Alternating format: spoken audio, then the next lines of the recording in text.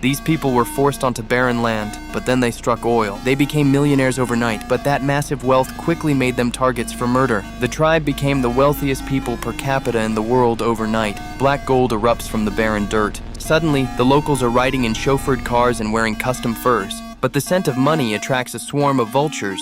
A powerful local boss hatches a sinister plan to steal it all. He brings his nephew, a naive war veteran, into town. The uncle points out a wealthy native woman. His instructions are simple: marry her and secure her oil rights. The young man turns on the charm, driving her around and winning her heart. They get married in a lavish ceremony, but the honeymoon phase doesn't last long. Soon, a dark shadow falls over the bride's family. Her sister is found dead in the woods with a bullet in her head. The local police quickly rule it a suicide, ignoring the obvious murder. Then, another relative's house is blown to pieces in the dead of night. The explosion rattles the entire town. The bride is terrified, watching her family get picked off one by one. With every funeral, more oil money flows directly into her husband's accounts. The uncle pulls the strings from the shadows, paying off hitmen and corrupt doctors. No one in the town dares to speak up. Anyone who asks too many questions ends up in a shallow grave. To make matters worse, the bride suddenly falls violently ill. She is bedridden, sweating through her sheets and wasting away. Her husband dutifully brings her daily injections of medicine.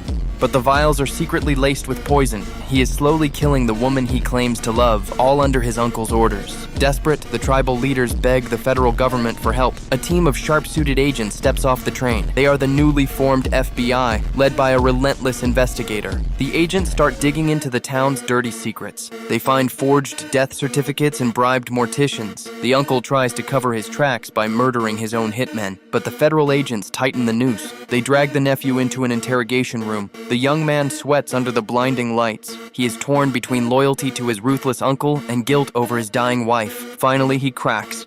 He confesses to the entire bloody conspiracy. The FBI raids the uncle's estate, slapping handcuffs on the untouchable boss. The courtroom is packed as the trial begins. The uncle glares at his nephew from across the room, but the testimony is damning. Both men are sentenced to life in a federal penitentiary.